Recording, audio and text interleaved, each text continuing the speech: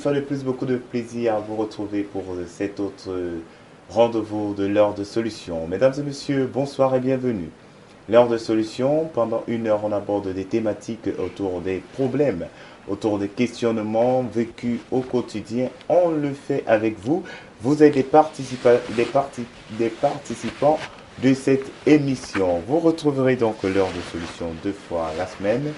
Lundi, mercredi à partir de 20h30 les rediffusions, mardi 18h20, samedi 12h30, 20h30 et dimanche 9h, 21h. On l'a dit, vous pouvez participer, partager, apporter vos avis sur le point du jour. Et encore aujourd'hui, on va aborder un autre pan. L'homme peut-il doter une femme et refuser d'établir l'acte de mariage? Voilà donc la question du jour. Vous pouvez donc apporter vos avis au numéro 672 05 01 01 numéro WhatsApp, ou alors vous utilisez l'autre ligne, le 696 04 98 12.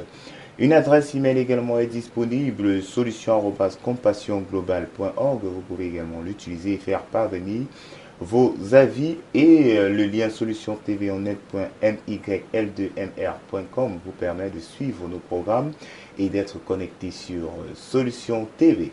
Nous allons encore accueillir une fois de plus sur ce plateau de Solution TV l'homme de Dieu, l'apôtre Samuel Tatu. Bonsoir, apôtre Samuel. Bonsoir, Franck Eddy, téléspectateurs et auditeurs de Solution TV, Radio Solution, bonsoir.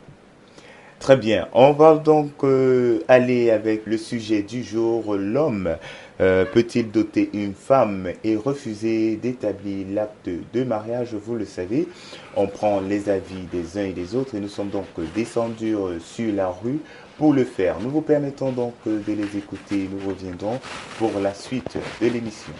Que faire d'un homme qui a doté une femme?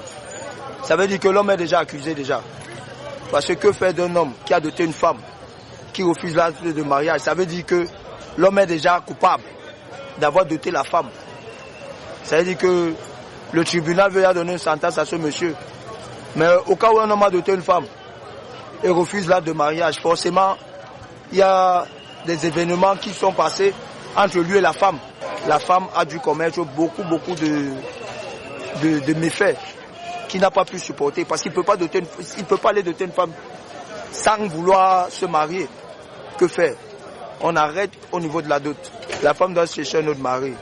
Oui, bien sûr, là-bas c'est très diversifié, parce que un homme qui est marié avec une femme, ça dépend du statut de la femme, du statut de l'homme aussi parfois, et des problèmes internes dans le foyer. Je peux doter une femme, mais après je constate qu'elle ne conçoit pas. On n'arrive pas à faire un enfant. Bon, déjà, il y a problème dans le foyer. J'ai peur de continuer dans cette relation. Ça fait que d'autres projets, ça ne fonctionne plus comme d'habitude. Bon, vraiment, dans ces problèmes de foyer, des problèmes d'acte de mariage, ça dépend des problèmes internes du foyer. Bon, une femme qui a été dotée et que son mari ne lui menace pas, elle n'a pas de problème avec son mari, l'acte de mariage peut attendre. Si elle aime son mari et qu'elle est chez elle et qu'elle est en train de faire les enfants, je ne vois pas un homme qui va se lever et dire qu'on ne sépare les enfants. Chacun prend sa part. Quand tu vis chez un homme et que tu as les enfants avec lui, d'ailleurs c'est un lien sacré qui dépasse l'acte de mariage. Ce n'est pas forcément l'acte qui prouve que vous avez la protection d'un homme. Il est bien vrai, après on peut toujours avoir besoin de cela, mais quand on est déjà avec un homme, l'acte de mariage ne doit pas être la priorité. La priorité, c'est le vivre ensemble, c'est l'objectif que vous avez ensemble. Si elle aime son mari, pour moi, elle reste. Un homme d'abord qui dote une femme et qui refuse d'établir l'acte, ça dépend d'abord du caractère de la femme. Un homme peut aller doter une femme. Il se dit peut-être qu'il a trouvé son âme sœur, mais après il se rend compte qu'il est tombé sur la mauvaise personne. Raison pour laquelle c'est vrai qu'il n'y a pas de mauvaise personne. L'idéal n'existe pas. C'est chaque personne qui sait comment façonner sa personne, si je veux dire comme ça. Donc il y a aussi les conditions de vie, de vivre ensemble, ce qui peut peut-être pousser l'homme de refuser de faire l'acte de mariage à une femme. Bon, ça dépend, là c'est mon point de vue. Dans le cas où l'homme refuse d'établir l'acte à la femme, elle doit d'abord se poser la question à savoir ce qui ne va pas. Bien, un homme qui a adopté une femme et qui refuse de faire l'acte de mariage, je pense que tout dépend du début. En fait, tout dépend du début. S'il n'avait pas déjà dit à la femme qu'il devait l'épouser, je pense que quand une femme s'aventure, je crois que ça a son risque et péril. En temps normal, une femme déjà qui se marie avec un homme, qu'elle ne montre que les bons caractères, les bonnes habitudes pour que l'homme pour amener l'homme à l'épouser. Oui, à la filière une alliance. À partir du moment où la femme ne peut pas montrer une bonne façon de vivre avec son mari, je ne pense pas que vraiment son mari pourrait un jour l'épouser. Oui, il faudra qu'elle montre à l'homme qu'elle est vraiment une femme de mariage, une femme de foyer. Oui, je crois que j'aurais répondu à cette question. Elle peut soit libérer le plancher, c'est très simple. Et laisser l'homme prospérer. L'homme fait le choix de sa femme qu'il doit épouser. Si l'homme avait pensé que c'est pas elle qui devait épouser, oui, que la femme lui laisse épouser celle qu'il avait désiré épouser. Ça dépend du comportement de l'homme, de la femme. Parce que c'est pas toujours dit que faire l'acte n'est pas synonyme du mariage. Parfois tu peux doter une femme et après tu vois que bon, le comportement de la femme ne t'intéresse pas. Parce qu'il y a des femmes ils sont d'abord suivis, sont là, après ils changent de comportement. Et donc ça ne peut pas du tout aller. Il faut regarder le mari comme moi. J'ai fait au moins 20 ans de mariage avant de signer l'acte. Avant, là, je disais à mon mari que non, il faut. Il a dit que non. Mais il a pris du temps, il a vu qu'on a acheté la femme de sa vie. Il m'a épousé. Donc, c'est pas doter une femme que tu peux. Tu peux même doter une femme, tu fais même 20 ans avec elle avant de signer l'acte. Ça dépend. C'est la femme qui doit pousser le mari à faire l'acte. C'est ton comportement qui va faire que on te met l'alliance. Si son beau-père vit, si sa belle-mère vit, elle se soumet. Le mariage n'est pas seulement l'homme et la femme. C'est la belle famille. Le mariage n'est pas seulement que je suis venu voir mon mari faire. Non. Le mariage, c'est la famille. Quand ça ne va pas, il y a des moments que l'homme peut faire, ça ne va pas. C'est ta belle famille ou c'est ta belle ou c'est ton beau-père. Tu te soumets. Au fur et à mesure que tu vas te soumettre, il va aller te mettre l'alliance. Très bien, de retour sur ce plateau de Solutions TV. Vous avez donc suivi les uns et les autres qui ont apporté leur contribution, qui ont partagé leur avis sur la question sur le point du jour. On va se tourner vers l'homme de Dieu avec cette première préoccupation. Homme de Dieu, on vient avec cette question. Un homme peut-il doter une femme et refuser d'établir l'acte de mariage? Oui, on peut le faire sciemment, ou on peut le faire parce que, bon, il y a eu une évolution négative par rapport au point de départ, par rapport à l'engagement qu'on a pris. Et c'est d'ailleurs courant. Mais je dois d'emblée dire que, parce que nous sommes en Afrique, hein, l'Afrique traditionnelle ne connaissait pas l'acte de mariage. Donc, tel que dressé aujourd'hui par un officier d'état civil. Donc, les choses se faisaient, n'est-ce pas, entre deux familles. Donc, il y avait ce qu'on appelle la dot qui continue d'exister dans beaucoup de communautés et tout s'arrêtait là. Mais les partis étaient véritablement engagés. Parce que rien ne prouve que depuis l'institution de l'acte de mariage tel que c'est fait, n'est-ce pas, en Occident, les mariages sont devenus plus stables. Je crois même que c'est le contraire. C'est le contraire parce que c'est en zone urbaine qu'on trouve plus de divorces. C'est dans les pays dits donc développés, avancés, où l'acte de mariage c'est la norme, c'est dans ces pays-là qu'on trouve vraiment le taux de divorce est très élevé. Donc, l'acte de mariage, je ne dis pas que c'est une mauvaise chose. c'est plutôt une bonne chose. Et nous encourageons les gens, n'est-ce pas, à officialiser leur union, parce que vivant donc de plus en plus dans des sociétés devenues modernes, dites modernes, il y a des droits, n'est-ce pas, conférés aux époux parce que leur union est légalement établie. Et beaucoup sont arrivés ici et nous les avons encouragés, nous avons soutenu jusqu'à ce que cet acte de mariage-là soit établi. Et nous continuons de le faire. Une fois, j'avais dit qu'écoutez, il y a un taxi qui est là, n'est-ce pas? Donc, pour tous ceux qui peut-être pouvaient avoir un problème de transport, et nous sommes allés jusqu'à faciliter la tâche aux gens, administrativement parlant. Il y a eu une des mariages qui ont eu lieu en milieu de semaine. Parce que les gens disaient non, si c'est le week-end, il y aura des gens, on n'a rien à offrir. Non, ça n'a rien à voir. Donc, avec ce qu'on offre, c'est un engagement entre deux personnes. C'est le rôle de l'Église de pouvoir aider les gens, de vivre conformément, n'est-ce pas, aux lois de la République. Alors, la question était de savoir, est-ce qu'une personne, un homme peut doter une femme et refuser d'établir l'acte de mariage? J'ai dit oui. Et j'ai donné les deux cas. Dans le premier cas, l'homme était sincère quand il allait donc payer cette dot. Et il y a eu un élément survenu après qui l'amène à hésiter, voire même à renoncer à son engagement. Dans le deuxième cas, l'homme peut avoir été malhonnête dès le départ. Il veut lier la femme. Il sait que la dot, et n'oubliez pas que nous sommes encore dans un contexte où, dans certains endroits, il y a les mariages dits forcés. Donc, le père de la fille s'entend avec son ami, le père de l'homme, et tout se passe parfois même à l'insu de la fille. Vous savez, ce n'est pas seulement une affaire de l'Afrique. Même en Inde, il y a une partie des régions dans ce pays, on arrange encore les mariages aujourd'hui sans consulter. On les scelle même sans consulter la fille. Même quand elle aura été à l'école, ayant même eu un diplôme universitaire. Donc, dans de nombreux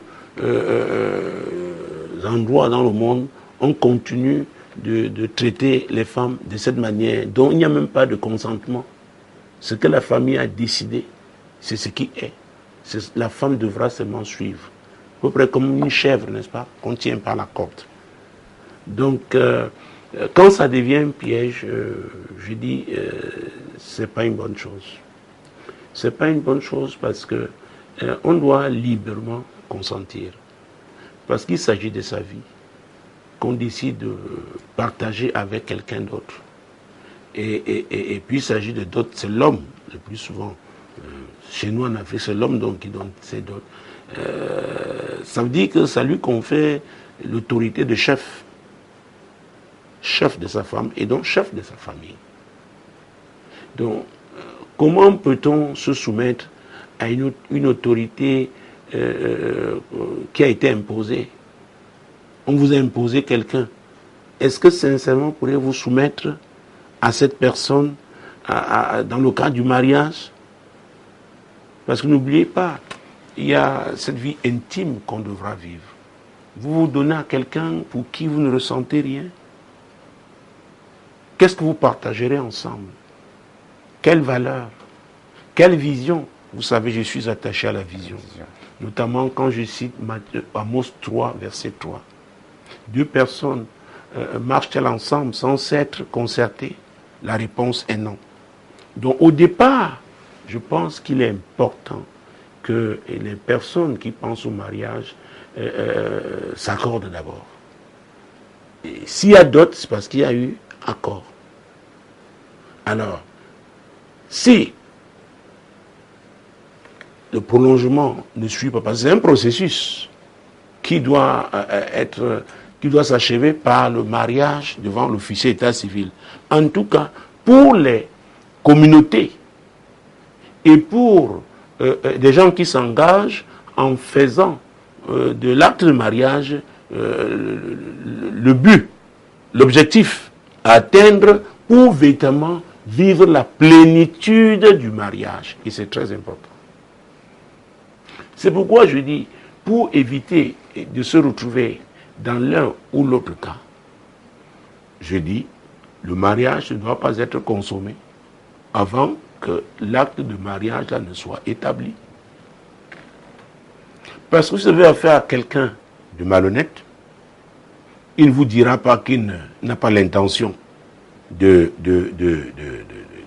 cet acte de mariage-là avec la femme qu'il dote.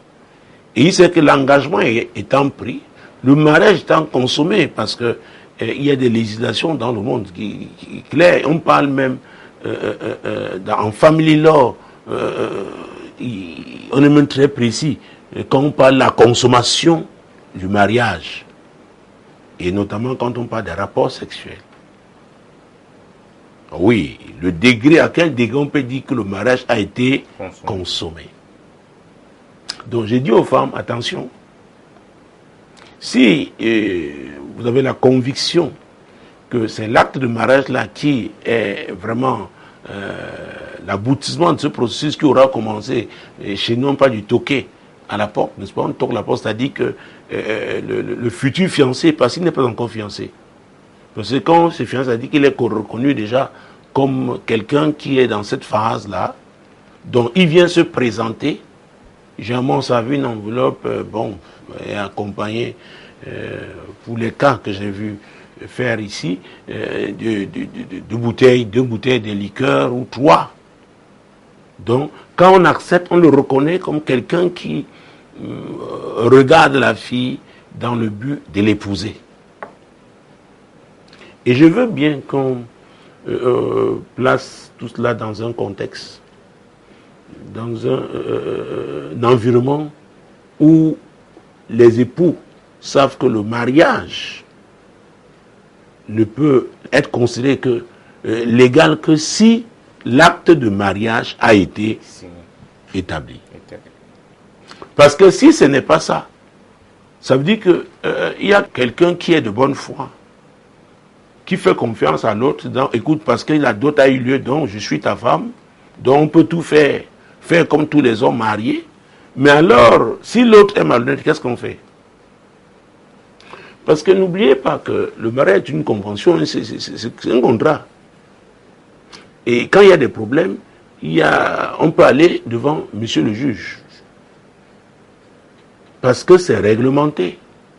Si on a subi un préjudice, il doit être réparé. Donc les femmes doivent savoir ce qu'elles veulent. Et elles doivent se protéger, n'est-ce pas, quand elles s'engagent. Parce que si le mariage est consommé par cet acte sexuel-là, vous êtes engagé. Est-ce que nous sommes clairs? Oui. Je veux que ce soit très clair. Parce que tous les gens après qui se disent, oui, voilà, on m'avait trompé, je croyais que Il s'agit de votre vie. Entourez-vous, n'est-ce pas, de toutes les garanties nécessaires. Et la garantie légale, c'est l'établissement de l'acte de mariage. Donc, c'est possible qu'un homme le fasse. Je crois avoir répondu à la question. Hein. C'est possible que l'homme le fasse, qui paye la dot et qui n'aille pas jusqu'au bout. Qui n'aille pas jusqu'au bout. Jusqu'au bout, tout à fait. Homme de Dieu, à ce moment, que doit faire la femme? Que doit faire la femme? On revient encore à ce que j'ai dit un instant, l'accord. On revient au point de départ. Qu'est-ce qui s'était dit? S'ils croient tous les deux que c'est après l'établissement de l'acte de mariage qu'ils peuvent vivre légalement leur mariage, ça veut dire qu'il n'y a pas de consommation de mariage, pas de rapport sexuel. Non, c'est clair. Et c'est ce que nous croyons ici. C'est ce que j'enseigne. Et nous encourageons donc les époux, s'ils sont chrétiens, de venir pour la bénédiction. Et ce n'est qu'une bénédiction qui suit celle du Seigneur, parce qu'il faudra que ce soit la volonté de Dieu. J'ai l'habitude de rappeler que tous les pasteurs de la ville de Douala peuvent prier pour des gens que Dieu n'a pas appelés à vivre ensemble. Il n'y aura pas de bénédiction divine. avait dit, l'homme vient seulement, publiquement, reconnaître ce que Dieu a souverainement établi. C'est très important. Le mariage vient de Dieu.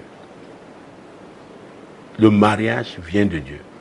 Et c'est pourquoi il y a même des mariages arrangés qui viennent de Dieu. Dieu a prévu que ça se passe comme ça. Et j'ai connu notamment, pour la génération de mes parents, des gens qui ont été, les mariages ont été arrangés, mais ils ont été heureux. Parce qu'ils partageaient les mêmes valeurs. Par contre, il y a des gens qui ils se disent d'accord, mais quelques temps après, il y a des problèmes. Et c'est pourquoi, en termes, j'ai parlé du taux de divorce, on trouve que c'est ces mariages dits modernes qui ont le plus de problèmes. Donc, la femme qui, donc, n'a pas, n'est pas allée jusqu'à la consommation du mariage et qui réalise que le monsieur a payé la dot, mais ne veut pas l'épouser officiellement, qu'est-ce qu'elle doit faire? Moi, je pense qu'elle se tourne vers sa famille, qui doit faire appel encore à l'autre famille, la famille de l'homme. Que, écoutez, on a des problèmes. Ce n'était pas ça. C'est qu'on s'était dit au départ. Il devait avoir un acte de mariage. Un acte de mariage devait être établi. Ce n'est pas encore fait. Où en êtes-vous? Qu'est-ce que vous faites? Notre fille. Parce que nous avons reçu la dot de vous. Ça veut dire que la famille est même prête à rembourser cette dot. Et c'est pourquoi j'ai l'habitude de dire que la pauvreté cause trop de problèmes. Vous savez, il y a des familles qui, quand la fille commence à avoir un certain âge, parfois même à l'adolescence, on commence déjà à avoir des visées, on se demande, on se dit, on calcule, on croise les doigts pour que ce soit le meilleur offrant. Et ça, c'est le produit de la pauvreté. On ne vend pas sa fille. On ne vend pas sa fille. Donc, quand ça se passe comme ça, la famille de la fille, parce que la fille encore, partiellement, n'est-ce pas, attachée encore à elle, hein, à sa famille d'origine, parce que là, le mariage n'a pas encore été conclu. Même si elle est allée dans la famille de l'homme, la consommation de mariage n'a pas encore eu lieu. Vous savez, c'est un cas que j'ai vécu. Et quelqu'un l'avait fait avec une femme, hein, et il a voyagé. Il est allé en Europe, je ne sais pas s'il est rentré jusqu'aujourd'hui.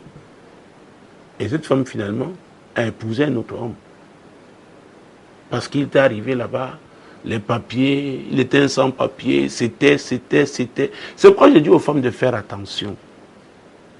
Le Seigneur, n'est-ce pas, nous a conseillé d'aimer notre prochain comme nous-mêmes. Alors, si vous ne vous aimez pas, faites attention.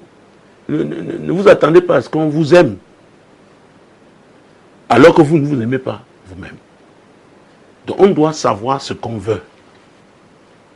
On doit savoir ce qu'on veut. C'est très, très important. Surtout que la dot dans certaines communautés ne coûte pas grand-chose. Hein. Ici en Afrique, je viens d'un endroit, avec 300 000 francs, hein, on dote une femme. 300 000 francs, c'est quoi? Si on met le dollar à 500 francs, ça fait 600 dollars. Et j'ai rencontré des gens qui ont doté plusieurs femmes. Vous savez, les gens peuvent savoir comment continuer la polygamie. Ils dotent ici, le mariage est consommé. Pendant que vous êtes là, vous croyez que vous êtes seul, il a déjà doté une autre. Le mariage est consommé. Et parfois, il y a ces différentes unions ont produit, il y a des fruits, ça devient compliqué. C'est quoi dire aux femmes? Si pour vous le mariage n'est valable que lorsque l'acte de mariage est signé, donc avant cet acte de mariage, pas de consommation de mariage. Ah oui, quelqu'un va me dire, oh, est-ce que ce n'est pas le chantage, mais lui aussi qui va consommer le mariage avant l'établissement de l'acte de mariage, n'est-ce pas, par devant l'officier d'état civil, est-ce qu'il ne se met pas en position de force pour faire le chantage à la femme? Si on a affaire à quelqu'un de malhonnête, on fait quoi? Donc ce qu'elle peut faire, elle doit se tourner vers sa famille en sachant que sa famille est d'accord avec elle. Parce que pour vous tenir vers une famille et dire, ah, nous on a déjà pris, vraiment c'est ton problème. Et la fille se retrouve dans des difficultés. Alors si c'est une fille qui travaille, si elle a une épargne, dans une famille on a toujours quelqu'un avec qui on s'entend. Alors, surtout qu'on a un moyen financier, ça pèse, n'est-ce pas? On a quelques moyens quand même. On va voir, il va voir ce qu'on peut rembourser. Elle finance ça et elle se débarrasse. Elle se libère. Et si maintenant lui ne veut pas prendre, c'est son problème. C'est son problème. Parce que sinon, il y a un lien. Parce qu'elle se libère en espérant que quelqu'un va l'épouser et conformément donc à ses convictions qui veulent que le mariage ne devient officiel qu'après l'établissement d'un acte de mariage. Ah oui. Il faut savoir ce qu'on veut.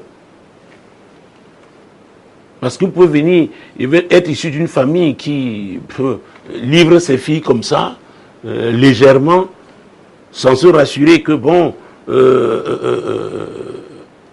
se retrouver dans des conditions légales qui pourront lui permettre un jour de défendre ses droits, de recourir aux juridictions modernes. Donc, ça dépend de la fille. Voilà ma réponse en ce qui concerne cette question. Tout à fait, on va continuer également avec, on va continuer à creuser encore une fois de plus avec cette autre préoccupation de Dieu. Et peut-on parler d'infidélité dans ce cas, puisqu'il n'y a pas d'acte de mariage? Alors, même s'il n'y a pas d'acte de mariage, est-ce que cette femme devait se retrouver entre les bras d'un autre homme? Non. Parce qu'il y a ce que nous appelons la fornication. Ça veut dire que des personnes qui ne sont pas mariées l'une à l'autre et dont aucune d'elles n'est engagée dans le cadre de mariage avec une autre personne, mais qui ont des rapports sexuels. C'est la fornication. C'est proscrit par la parole de Dieu. Parce que la parole de Dieu ne conçoit les rapports sexuels que dans le cadre du mariage. Que dans le cadre du mariage. Et ça, c'est très important. Nous avons parlé de la crainte de Dieu pendant des émissions. On ne fait pas des choses parce qu'on craint les hommes, c'est d'abord parce qu'on craint Dieu. Donc on doit se conformer à ses règles. Parce que nous, chrétiens convaincus, nous croyons que la vie ne s'arrête pas dans ce monde. Il y a une vie après. Et nous parlons de la vie éternelle. Mais il faut faire attention. Il y a des décisions que nous pouvons prendre dans ce monde qui vont hypothéquer notre avenir.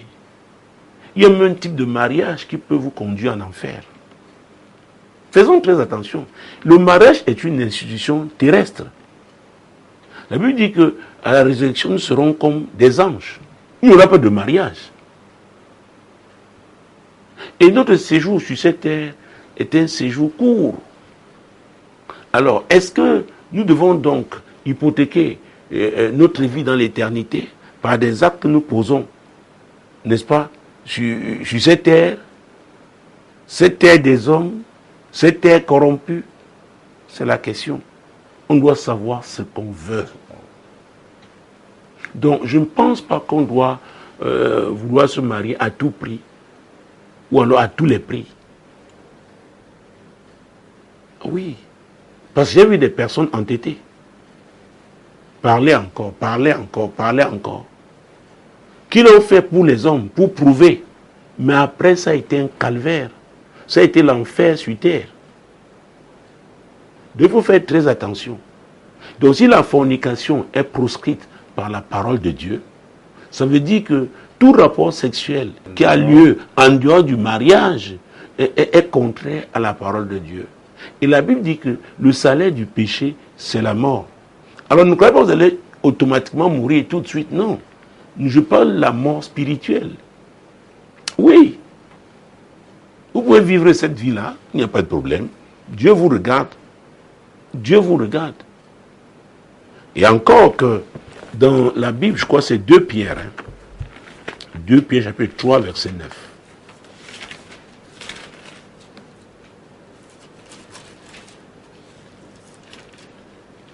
« 2 Pierre chapitre 3, verset 9. Le Seigneur ne tarde pas dans l'accomplissement de la promesse, comme quelques-uns le croient, mais il use de patience envers vous, ne voulant pas qu'aucun périsse, mais voulant que tous arrivent à la repentance. » Alors, mesdames, messieurs, ce passage s'adresse à nous tous. Il peut arriver que nous nous retrouvions dans une situation, n'est-ce pas, qui nous met mal à l'aise par rapport à la parole de Dieu parce que nous l'avons transgressée. Et peut-être on peut ne pas voir les effets tout de suite. Et nous parlons là de la fornication ou même de l'adultère. Le Seigneur, parce qu'il est miséricordieux, il attend. Parce qu'il ne peut pas voir l'homme, n'est-ce pas, périr. Il y a donc une différence entre mourir et périr. Nous sommes tous appelés à mourir si Jésus ne revient pas. N'est-ce pas? Mais les chrétiens qui meurent, étant fermes dans sa foi en Christ, il a de l'espérance. Parce que la Bible nous parle de la résurrection. La Bible dit qu'au son de la trompette, n'est-ce pas, les morts en Christ, n'est-ce pas, vont ressusciter en premier. Ils seront changés. N'est-ce pas? Et nous, les chrétiens qui seront vivants au moment de l'enlèvement qui ont été faits, ils seront enlevés, eux aussi transformés. Donc, voilà. Donc, tout ne s'arrête pas sur cette terre.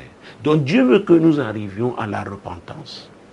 Donc, si parmi nos auditeurs, nos téléspectateurs, il y a des gens qui se retrouvent dans cette vie, n'est-ce pas, de débauche, une vie contraire à la parole de Dieu, je pense que cette émission et ce passage leur montrent que Dieu est miséricordieux. Mais cette miséricorde est liée au temps parce qu'il y a un temps pour chaque chose. Donc, il ferait mieux de se tourner vers le Seigneur et quitter cette voie du péché, se repentir et se convertir. C'est très important. L'apôtre Pierre avait insisté là-dessus. Peut-être nous allons reprendre ce passage. Parce que c'est aussi une des missions, sinon la mission principale, c'est la mission principale des médias solutions. C'est que par la parole de Dieu, les gens doivent être amenés au salut. Dieu m'a appelé pour le salut. Donc tout ce que nous ferons, n'est-ce pas, si au finish, ça n'aide pas les gens, nos auditeurs, nos téléspectateurs à obtenir le salut en Christ, nous n'aurons rien fait. Donc, Actes chapitre 3, verset 19 à sa partie A. Actes chapitre 3, verset 19 à sa partie A. Repentez-vous donc et convertissez-vous. Voilà. Ils avaient demandé à Pierre ce qu'il fallait faire. Pierre leur a dit, repentez-vous, convertissez-vous. Et il s'adressait aux gens qui avaient une religion. Aux gens qui disaient qu'ils avaient pour père Abraham. Comme de nos jours, certains me disent, oh, je suis catholique, oh, je suis protestant, oh, je suis pentecôtiste. Ça n'a rien à voir. Ce dont je parle a à voir avec Jésus, qui n'est pas un chef religieux, qui a mis à notre disposition la grâce. Nous avons accès à cette grâce. Le salut est une affaire de grâce au moyen de la foi. Ce n'est pas par les œuvres. Donc, cette émission qui passe, le Seigneur est en train de tendre la main aux gens qui vivent, n'est-ce pas, qui sont mis à l'écart, qui ont quitté les rails de Dieu. Et donc se retrouvent donc, parce que cette thématique nous amène à parler donc de la fornication, de l'adultère. Donc se retrouve dans ce type de péché. Le Seigneur dit non, vous pouvez quitter, c'est possible.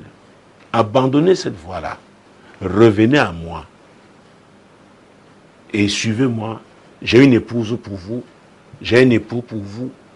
Et si c'est l'adultère, alors si c'est l'une des parties qui a abandonné sa femme pour se retrouver, ou alors de temps en temps, n'est-ce pas, joue à ce jeu-là, le Seigneur dit, cesse.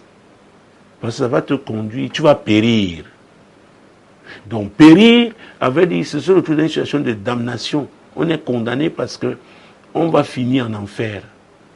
On a choisi de transgresser la parole de Dieu et de demeurer dans le péché, n'est-ce pas? Et dans ce cas-ci, il s'agit de la fornication et de l'adultère. Donc, qu'on soit engagé, qu'on ait été doté ou pas, on ne doit pas avoir des rapports sexuels avec quelqu'un qui n'est pas son époux. Et il en est de même pour l'homme. Il ne doit pas avoir des rapports sexuels avec une femme qui n'est pas son épouse. Et en tant qu'Église, vous voyez, nos autorités nous ont donné un exemple.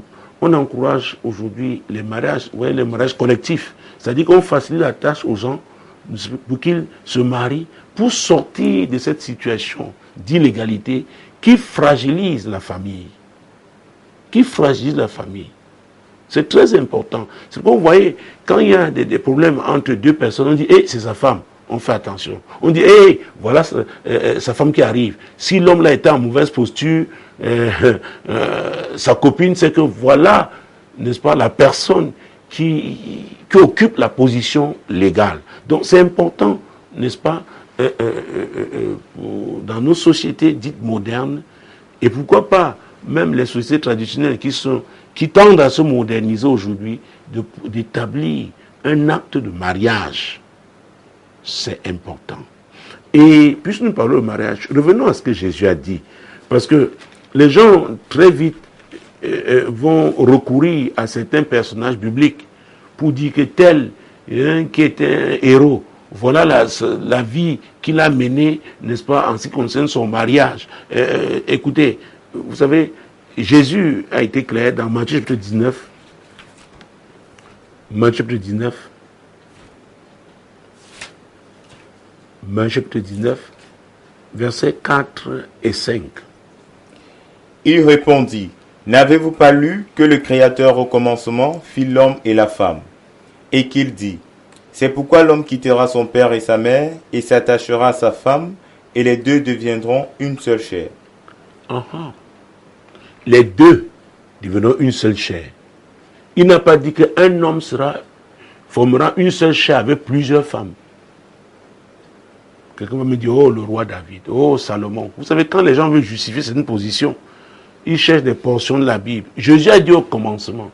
Et la Bible déclare, quand vous lisez Jean chapitre 1, vous comprenez à partir du verset 1, au commencement était la parole.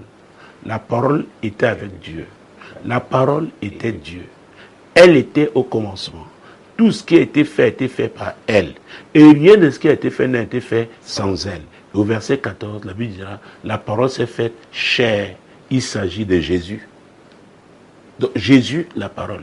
Donc quand il dit au commencement, c'est ce qu'il avait prévu. Donc tout ce que les hommes auront fait entre-temps, ce ne sera qu'une déformation. Et c'est pourquoi Jésus est venu, il a payé le prix, n'est-ce pas, à la croix du calvaire, pour nous reconnecter, nous donner la possibilité de revenir au commencement à ce que lui-même avait prévu en ce qui concerne le mariage. C'est très important. Donc, on ne doit pas souiller son corps par une relation qui ne trouve pas son fondement dans le mariage. Et encore une fois, je veux rappeler la notion d'environnement. Vous êtes dans un environnement qui reconnaît que le mariage est légal, même s'il n'y a pas d'acte de mariage, et que les parties donc reconnaissent qu'ils ont des devoirs et des droits. Alors, ces gens-là, dans ce milieu-là, ils vivent leur mariage, mais seulement s'ils veulent aussi profiter, n'est-ce pas, bénéficier des avantages attachés aux droits positifs, attachés au monde moderne, il faut un acte de mariage. Il faut un acte de mariage. Genèse chapitre 24, versets 1 à 4. Abraham était vieux et avancé en âge, et l'Éternel avait béni Abraham en toutes choses. Abraham dit à son serviteur le plus ancien de sa maison, l'intendant de tous ses biens, « Mais je te prie ta main sous ma cuisse, et je te ferai jurer par l'Éternel, le Dieu du ciel et le Dieu de la terre, de ne pas prendre pour mon fils une fille, une femme, parmi les filles des Cananéens, au milieu desquels j'habite, mais d'aller dans mon pays et dans ma patrie prendre une femme pour mon fils Isaac. Alors, son pays et sa patrie là avaient des règles qui régissaient le mariage.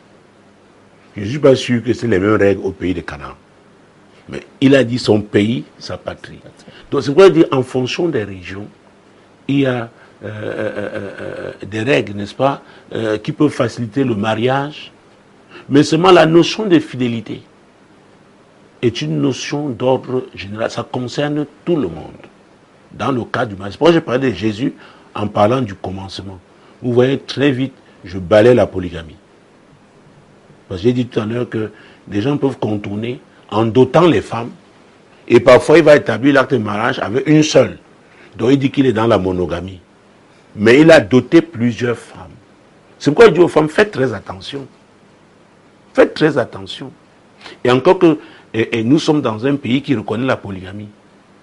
Et la polygamie n'a pas limité le nombre de femmes. Alors, quand un homme vient vous épouser et que vous choisissez maintenant le système monogamique, ça veut dire que tout autre mariage qui s'y va dans votre dos épouser une femme, ce mariage n'est pas légal. La loi ne reconnaît qu'une seule femme dans ce cas-là.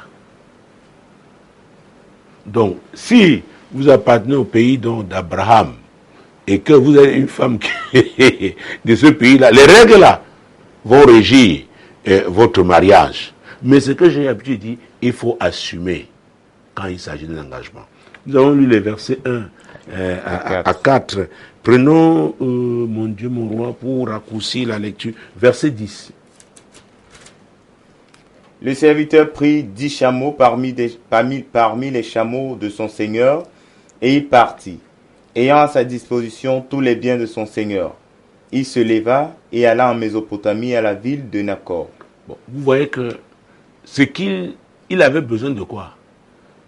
De ce qui était nécessaire à la dot. Donc, il avait à sa disposition les biens de son maître. Et Abraham était un homme riche. Alors, essayons de raccourcir. Je vais prendre quelques extraits du verset 42. Oui. Je suis arrivé aujourd'hui à la source et j'ai dit, Éternel Dieu de mon Seigneur Abraham, si tu daignes faire réussir le voyage que j'accomplis, voici je me tiens près de la source d'eau, et que la jeune fille qui sortira pour puiser, à qui je dirai, laisse-moi boire, je te prie un peu d'eau de ta cruche, et qui me répondra, bois toi-même, et je puiserai aussi pour tes chameaux, que cette jeune fille soit la femme que l'Éternel a destinée au fils de mon Seigneur. Très bien. Il s'agit là de la prière du serviteur d'Abraham. Il s'est adressé à qui? Au Dieu d'Abraham. Et c'est très important. C'est pourquoi je dis, il faudrait tout simplement que le mariage vienne de Dieu. Ça peut être un mariage arrangé. Dieu peut passer.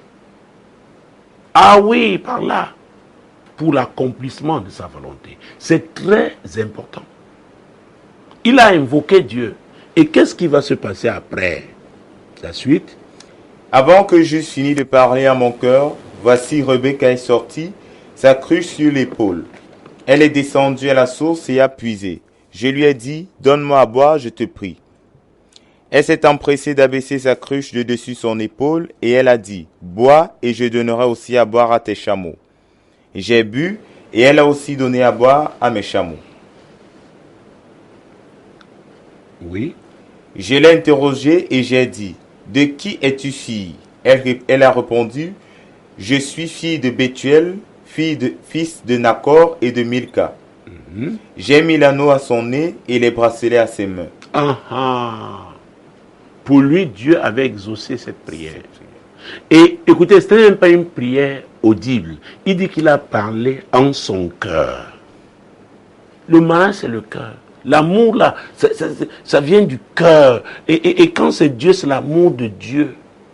Et il n'était qu'un émissaire. Il a été envoyé. Mais il a invoqué le Dieu d'Abraham.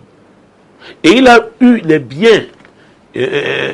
Abraham a mis à ses les biens nécessaires. Tout de suite.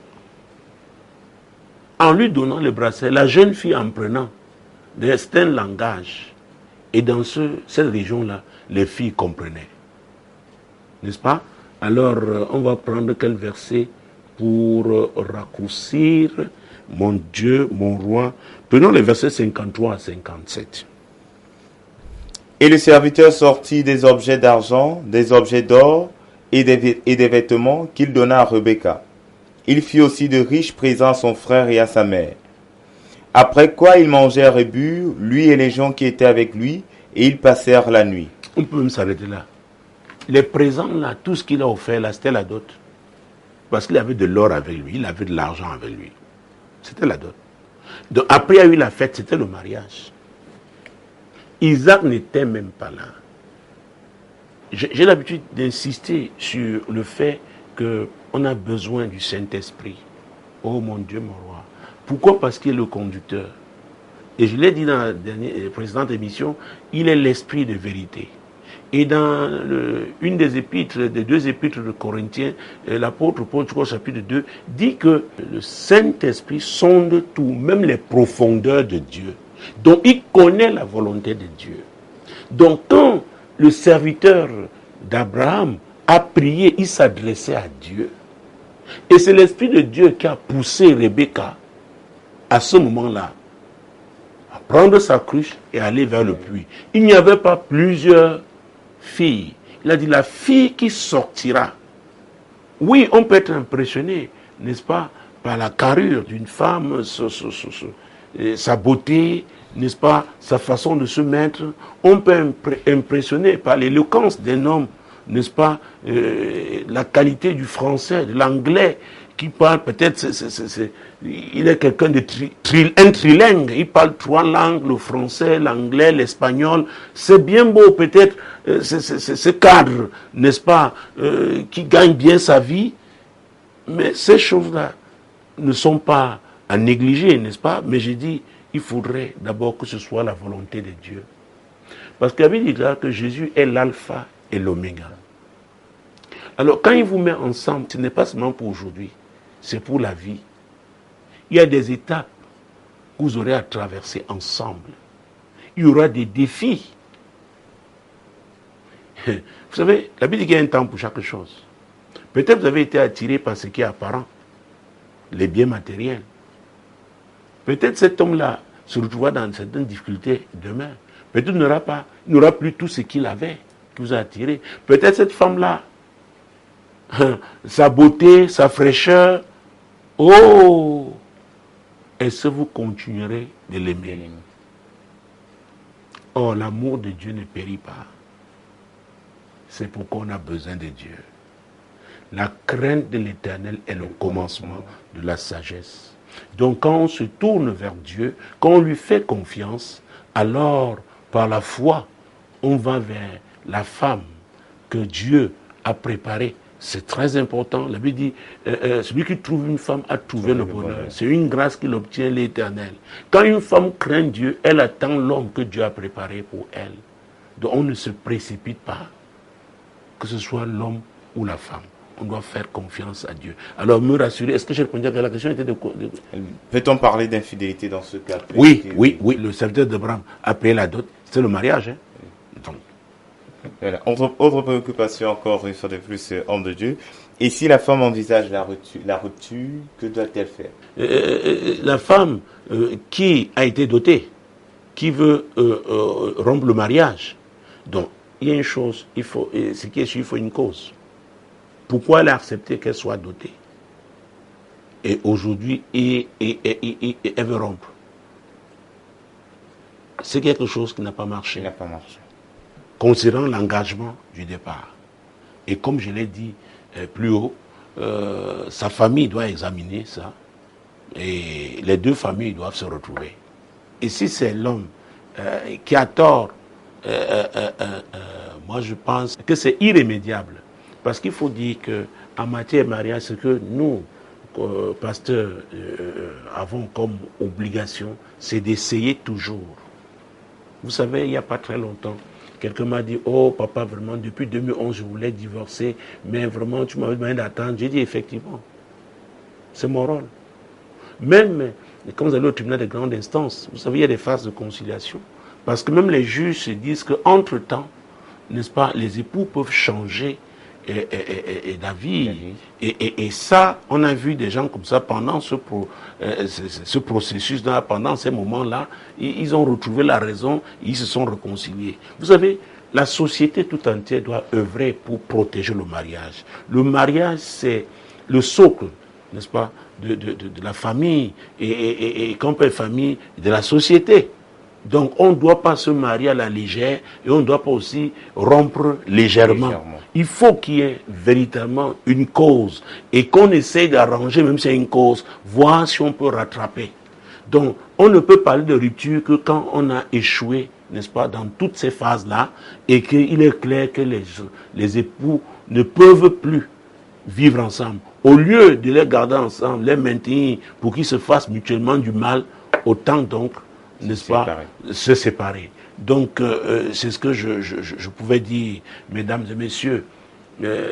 C'est un sujet, vous savez, assez riche et important parce qu'il s'agit, parfois, ça commence avec deux personnes et quand il y a des problèmes, il y a d'autres personnes qui sont déjà les enfants qui sont nés et tout, et ça devient difficile à gérer. Donc, on ne doit pas s'engager à la légère. Alors, si vous croyez que la dot veut dire mariage, alors quand votre famille, si vous êtes une femme, accepte cette dot, sachez que vous êtes engagé dans un mariage, donc vous avez des droits, mais aussi, et surtout, des devoirs. C'est très important.